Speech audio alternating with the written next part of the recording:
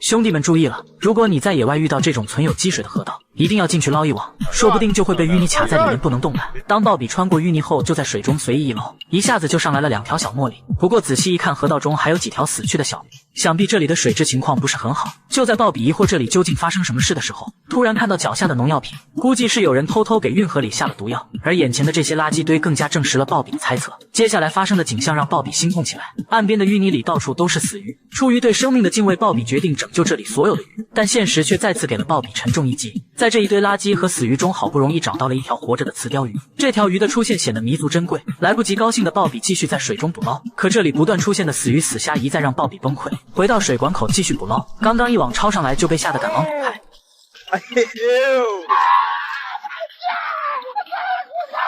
整理好情绪后检查水坑，最终也只找到了一个塑料水桶。随后鲍比换上长杆网，都开始捕捞。